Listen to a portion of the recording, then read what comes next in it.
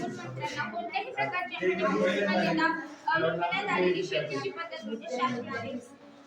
आजकाल शेतकरी शेतामध्ये रासायनिक खताचा वापर करत आहेत आणि ती रासायनिक खत जर आपण खाल्ले, त्याच पीक आपण जर खाल्लं तर आपल्याला वेगवेगळ्या प्रकारचे रोग होऊ शकतात.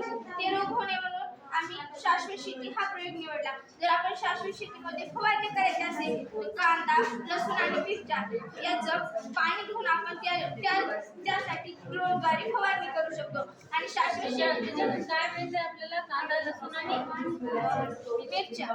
तर ते त्यापासून काय मिळते? रासायनिक पदार्थ कोणता तयार होतो? म्हणजे जी फवारणी केल्यानंतर जंतू तुमची मरतात असंच म्हणायचं ना? मग काय कोणतं तयार होते? काय तयार होते? ते तिला सांगता आलं पाहिजे.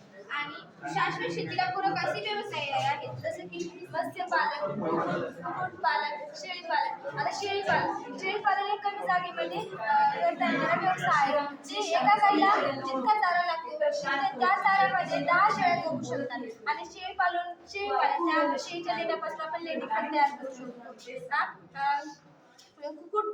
कुक्कुटपालन हा व्यवसाय देखील कमी जागेमध्ये होऊ शकतो. त्यामध्ये आपण कोंबड्यांचे अंडे करून विकू शकतो. मत्स्यपालन आपल्या शेतामध्ये तलाव विहीर असेल, आपण त्यामध्ये मासे आणून आपण मत्स्यपालनाचा देखील व्यवसाय करू शकतो.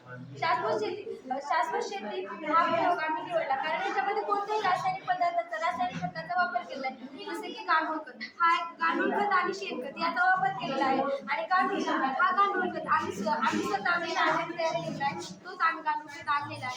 गांडूळ खत शेतामध्ये रासायनिक खताचा वापर नाही करायचा आणि जरी आपल्याला